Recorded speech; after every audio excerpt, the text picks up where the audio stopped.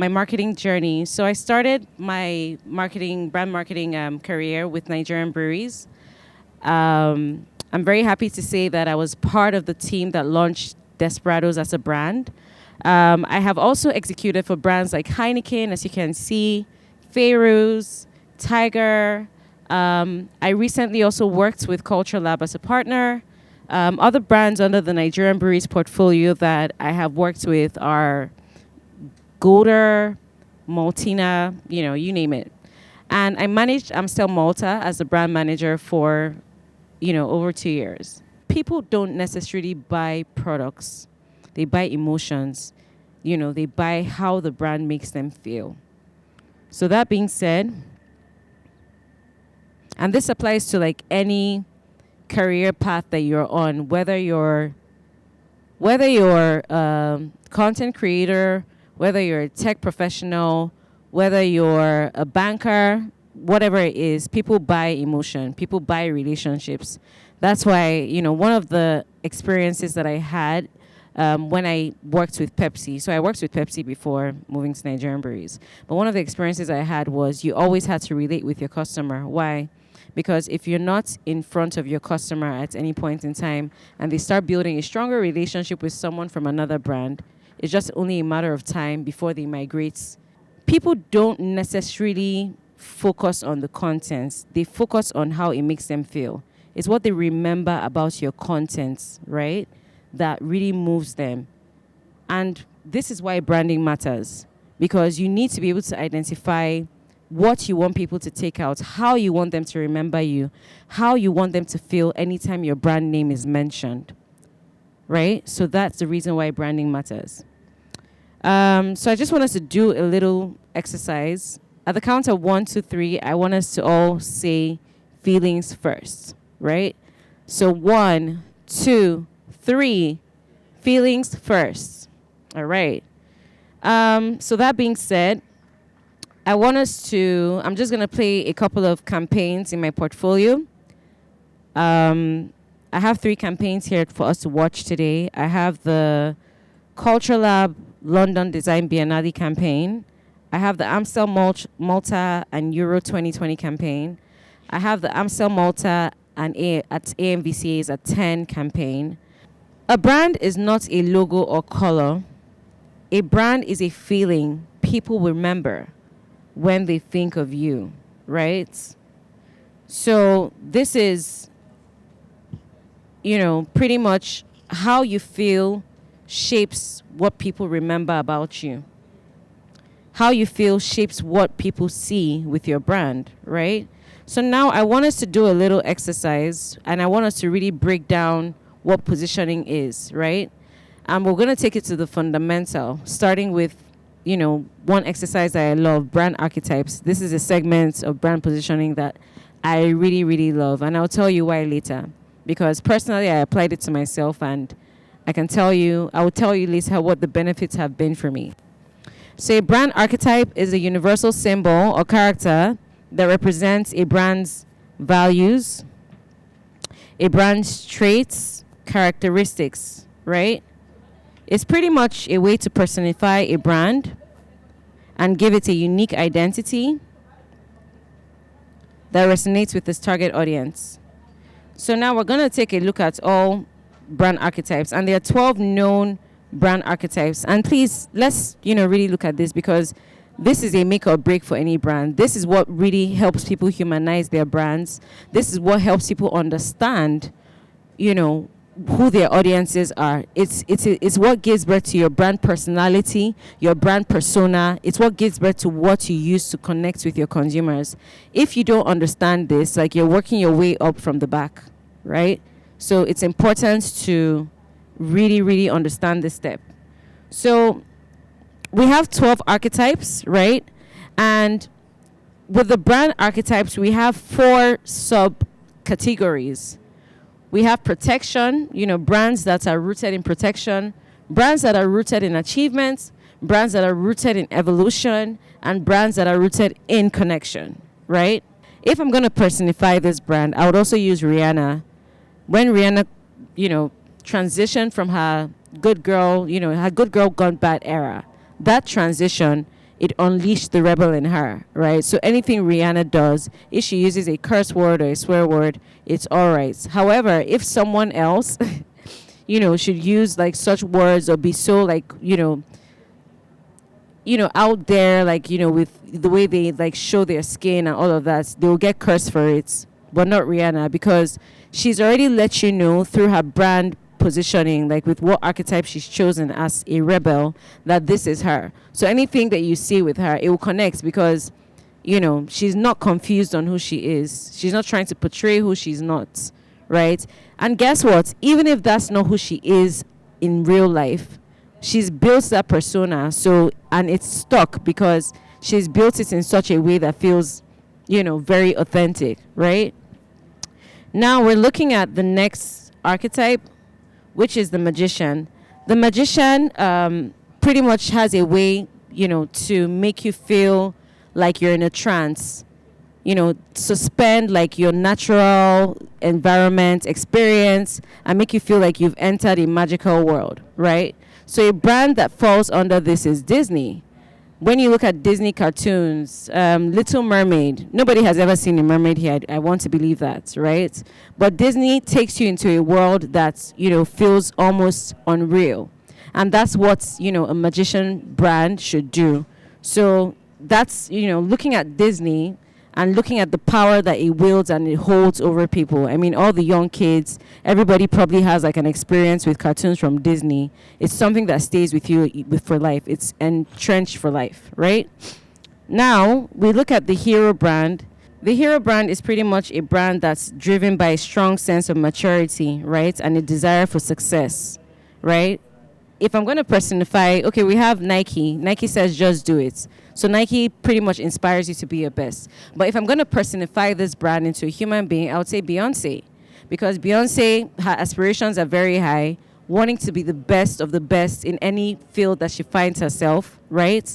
So any brand that falls under this category, their main driver, their main motivation is success, right? Now we're looking at the adventure brand. This brand likes to have fun. This brand, believes in living. This brand archetype believes that, you should explore different things. And NASA being the spaceship company, the space company, is perfect under this, because what else does NASA do? Explore. Another brand that could probably fall under this, or TV channel, is Nat Geo, National Geographic Channel, right? Now, when you look at the creator brand is driven by a desire to innovate, right? And when you look at brands I'll say like a brand like myself, I definitely fall under this archetype. Like I've done this exercise, so I know what archetype, I fall within. Another brand that we can look at that's very strong, that really stands out in this category, is Apple, right? Apple is a brand that has disrupted and really changed the mobile tech industry, or the tech industry, right? With the range of products that they have. The jester archetype is never serious, very playful, very accommodating, very engaging. And, what the emotional driver for this is fun. Now, when it comes to the lover brand archetype, okay, so we have Haribo under that. You could also say Skittles would fall under that as well. Just very fun brands. A brand that would also fall under this, or a platform, is Hakuna Matata, the water park, right? Exactly. The intimacy archetype is driven by a desire to love, right? So you have Chanel under this. And even from the Chanel logo, you can see how the archetype even translates to its brand identity, right? The two C's, intersecting each other. So you can already see that it's really driven by a desire to love, for intimacy, pretty much. The next archetype we have is the regular guy. So this is like your everyday man, right? And your everyday man is driven by a desire for friendship. So these are people, like, if you realize that you're someone who likes to make friends, like anywhere you go, you're very jovial, you're very welcoming, you definitely fall under this category. So if you're, for example, defining your personal brand, you would know that this is where you fall, and it would translate into everything that you do. from your brand visual identity to everything else. The next we have is the caregiver. So this brand is driven by a desire to, provide services, acts of service to people, right? And you have Pampers under this brand. The next one we have is the ruler archetype. This brand is driven by a desire for leadership, right? And I really like Rolex as an example, right? Because they've, positioned themselves in such a way that makes you feel like they're the highest, very aspirational, like they rule the, jewelry industry, right?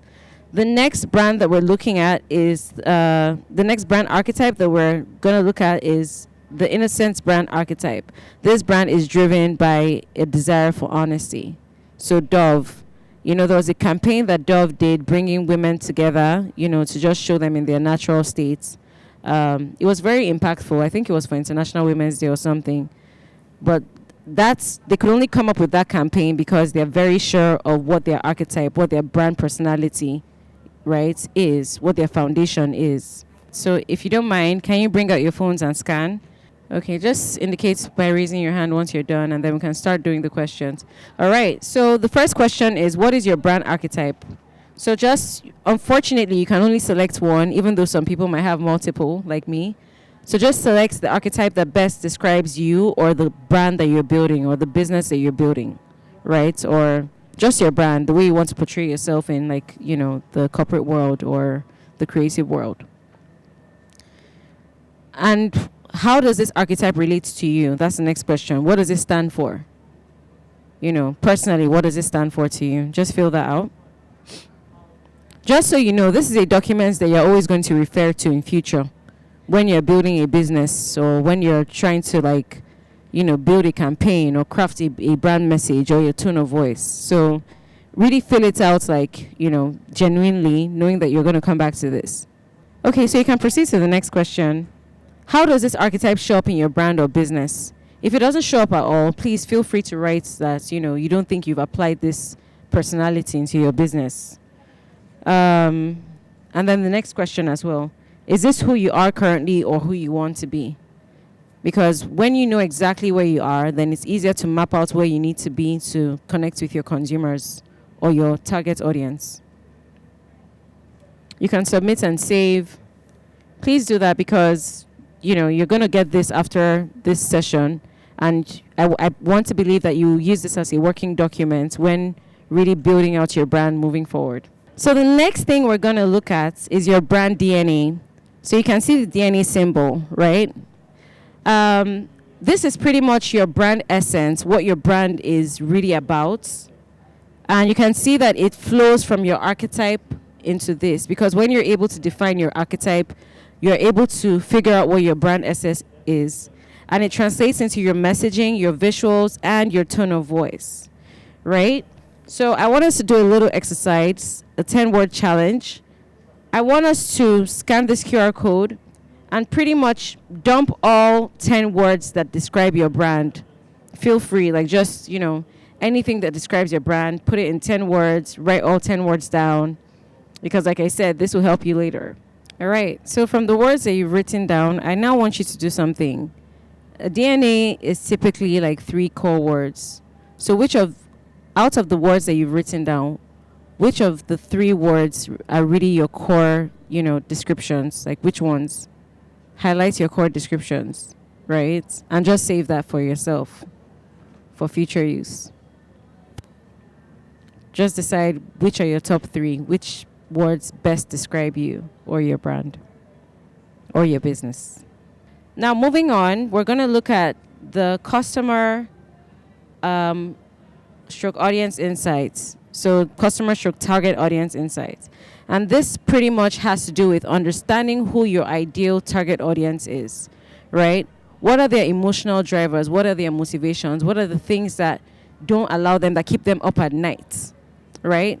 Because when you understand this, what their pain points are, then you can connect with them in a very deep emotional place.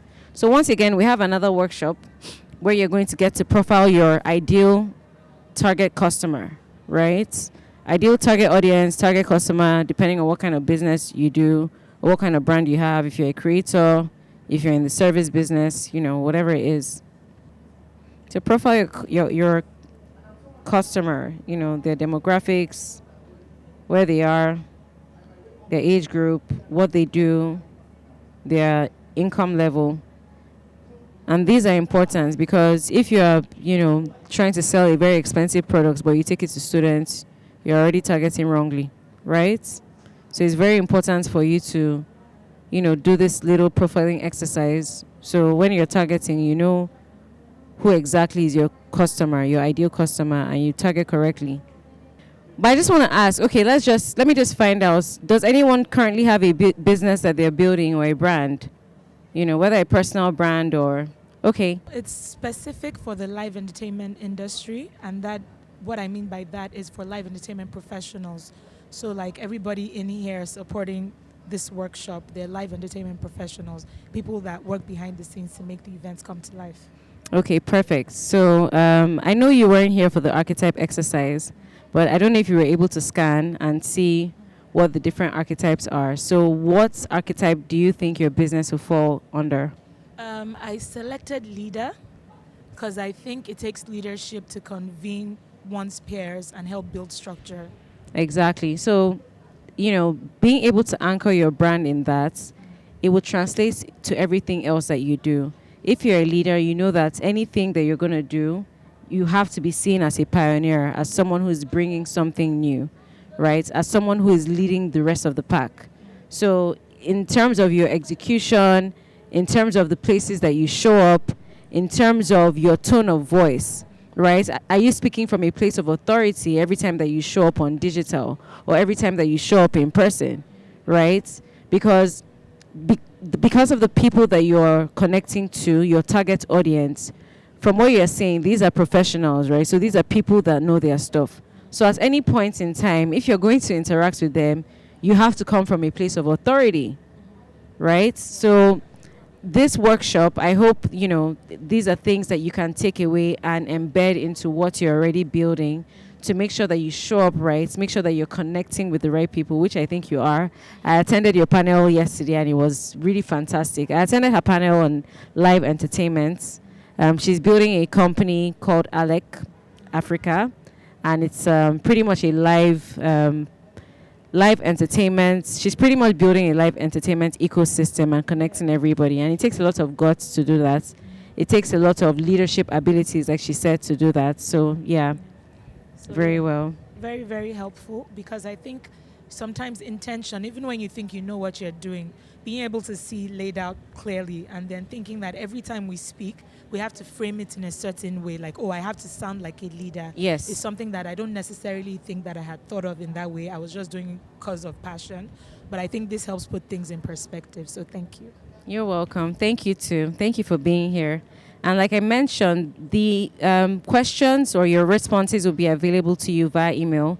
So you can just put them somewhere, like in a folder. So anything that you're going to do, any campaign that you want to do, always just refer back to this. If you're trying to launch like a new product category as a sub-product, you have to come back to this document, right? You won't just, an idea pops up and you just go straight to execution. No, it has to be from a strategic point of view at any point in time. That is how people win. Let me just, while we're still filling out our forms and wrapping up, let me just use Kylie Jenner as an example. Everyone sees Kylie, but what they don't understand is that she has such a strong strategic team behind her, right? Because this was the Kardashian sister that wasn't popular at all. The rest, even when Kendall started modeling, nobody really paid attention to her. But what did her team do? They capitalized on one little thing. She was being mocked for doing her lips, for, getting like plastic surgery to enlarge her lips. And everybody was talking about it online. And what did her team do? They were like, this is something that we can actually turn into a $1 billion business, right? From there, they got into the makeup industry. They launched a makeup brand, Lip Kits by Kylie, which has now expanded, beyond just the lip kits to other products categories, right? And everything just comes from that strategic thinking. And where does it come from? It comes from understanding the consumers. I'm sure they sat down, thought about it, to really understand the consumers, thought about it, to really understand Kylie as a human being and see how to meet in the middle, like an intersection, right, on what products or what proposition their products will stand for. And that's pretty much, what we're here for, to really build this strategic thinking and really understand our identities as brands. I'm Radia. Hi, Rolea. Yeah. Okay, I really like fashion. I like to style, modestly, look beautiful, confident, being covered and all of that. So I'm looking into starting my own styling YouTube video, particularly for people that want to look modest, use their job, and still come out there to look the way they want to look, in either all kind of industry, corporate industry, fashion industry, creative. You understand what I'm trying to explain, right? Yeah. So I don't know how to go about it. The first step, how do I need to start exactly? So that's what I want to ask. Okay, so I really love what you just said, because you've literally just positioned your brand by yourself. Do you know that? You said, what did you say? You want to start a styling company for people that want to look modest. Yes. So what is the pain point? What is the issue? A lot of people are not modest these days, right? Yes. But there are a lot of people that desire that modesty, but maybe they can't find fashion brands or stylists that are ready to give that to them. All their own is, let's open our hair, like my red hair, or expose our bodies, right? So that's where you come in. And by doing that, you've already identified who your target audience is, the type of people that you want to reach, right? The next step would be, and we're getting to that, so maybe we should move to the next slide. The next step will be to map out where you are going to engage with these people, right? Because you want to start, but you're not sure how to go about it. But from what you said, I imagine what you're going to be doing as being very visual, right? So where do you find your audiences? Do you find them websites? Do you find them on Instagram? Is this in packaging? Packaging will not apply to you because yours is a service. It's not an actual product yet. Maybe with time, when you want to start a fashion brand, you will now start thinking of packaging. Is it emails? Is it activations and events? Right? So if you have an opportunity to come to an event like this, what is the way that you can engage with people? You can have, this is digital age, so you don't necessarily need a business card. But you can have a business card that maybe has a logo that's, has a woman's face, a graphic, not necessarily a real face, but then you see the covering, right? Craft a business name. Think of a business name that really embodies what your brand is about. It doesn't even have to be in English. I don't know if you're Hausa, but if it's Hausa and it's a Hausa word that means cover up, that's a business, right? Now, when you figure that out, if your people are on Instagram or on YouTube, what's the next thing you do? You open up a page where you talk about why this means so much to you. Because remember, people are not buying the product, they are buying the emotional connection that they feel with you, right? You tell them that this is your motivation, that you really believe that women should, honor themselves by being modest. Everything doesn't have to be out there. And you started this page because you want to inspire people that it's cool to be modest, right? It's not outdated.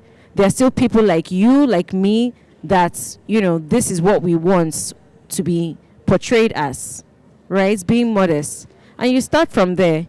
You now start, styling people.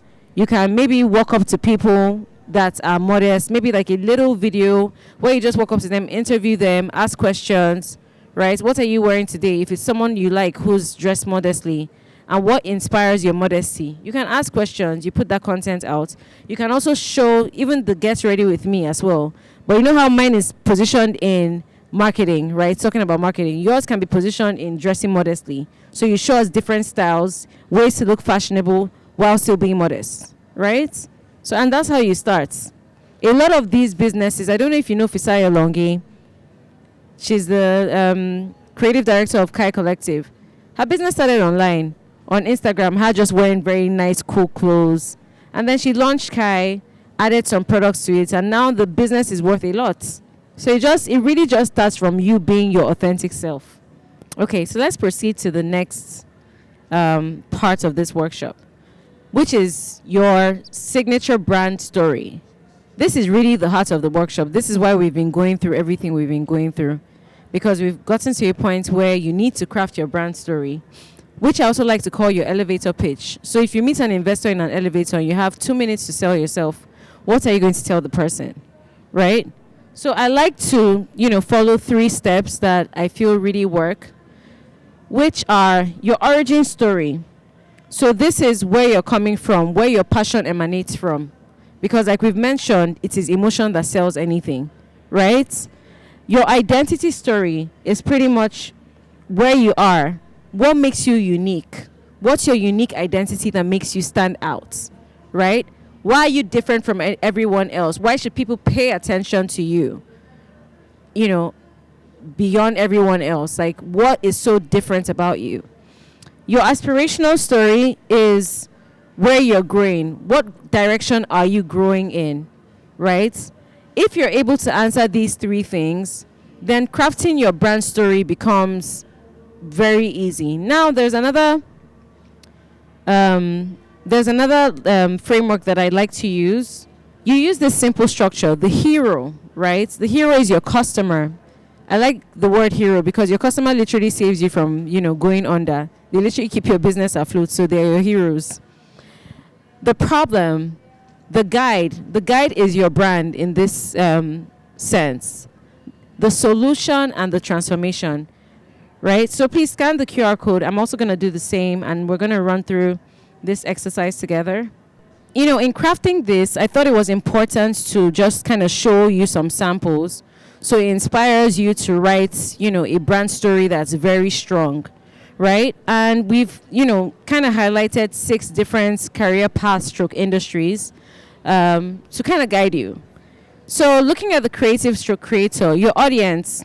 So if I'm going to pitch to someone in the, my target audience as a creative, I would say you're a creative with strong ideas, but sometimes you struggle to translate your vision into work that truly represents you, right? Where is my video production friend? Jones. Okay, so Jones should be here for this because I know he mentioned that, or our motion graphics friend as well. Anyway, when speaking to a customer, this is how I envision them speaking. You're a creative with strong ideas, but sometimes you struggle to translate your vision into work that truly represents you. Let's say videos, into visuals that truly represent you. Clients love your talent, but your brand message doesn't fully communicate your range, your style, or the value you bring. Or maybe your graphics designer person or your motion graphics designer person, right? Because when they're able to speak to the clients like this, clients like, I actually struggle with that. That's a pain point that they can connect to. And you go on to say, this is where I come in, or this is where my brand comes in. This is where Brandverse comes in. A visual storyteller who helps creatives build brands that speak without needing long explanations, right? So I will tell you, I help you build a brand with no long story. Once once I construct what I have to construct, you get it and your brand is out there. So your solution is through intentional design, strategic storytelling, and clear identity systems, I help you present work that reflects who you really are, right? And then the solution leads to transformation. So what am I going to say next? So you don't just look professional, you become unforgettable, trusted, and in demand. Bam. Now, looking at a tech professional, this is what I would say to the person. You're building a digital product for people who actually want speed, clarity, and solutions that actually work. So what are you doing? You're leading with the pain points of the consumer immediately, right? You're leading with their pain points. This is what consumers or their target audience, for someone who's a tech professional in this industry needs, right? And then you highlight the problem. But while your tech is brilliant, your users struggle to understand what makes your product different or why they should care. Now, where you come in, my brand helps simplify complex issues or complex problems, turning technical ideas into human, relatable value. Maybe, for example, maybe you're a tech person, you're a data analyst, right? And you're trying to help a company that, maybe an FMCG company that has like a lot of customers that they need to manage. But because their systems are so slow using just Excel, they never deliver to their customers on time, right? So this is what they want. They want speed, they want clarity, they want solutions that actually work. And you sell yourself by saying that. I know you're probably late on your orders. it's probably hard to keep track of who and who at some point is not really buying, to make sure that they're buying, to make sure that your business is making the profits that you've projected for that month or for that quarter, right? You tell them your tech is brilliant, but your users struggle to understand what makes your product different or why they should care. And then you come in with a solution that helps them, optimize their services, right? And once that's done, they become the obvious choice. If it's like an FMCG, like, tech, maybe like their digital wing, if you're able to help them optimize, what happens? They always deliver to their customers on time. If they deliver to their customers on time, where is the time for competition to take your spots or to fill in the gaps on the days that you don't show up? It's not there, because you've solved that problem and closed that gap. So pretty much like that. Now, looking at a fashion entrepreneur, you tell your customer, you're the modern consumer who sees fashion as self-expression, not just fabric, right? And that goes to you, right? But finding pieces that actually reflect your identity, bold, elegant, African, global, is still a challenge. So imagine you saying, finding clothes that help you honor your modesty is a challenge today. However, this is where I come in. That's why my brand exists. To create fashion that tells your story, to create fashion that makes you feel true to yourself, to create fashion that doesn't make you compromise on your values or who you are, right? And then your solution, I merge contemporary design. So I merge, fashion or aesthetics with modesty, right? Or if you're someone who's like, whose brand is rooted in like, African expression, you can say I merge contemporary design with cultural heritage to craft pieces that feel personal, intentional, and expressive, right? So every outfit becomes a statement, not just about style, but because it really represents who you are or who you're becoming. Something like that, right? For a photographer, this is what I would say. You're someone whose brand needs to be seen, not just described.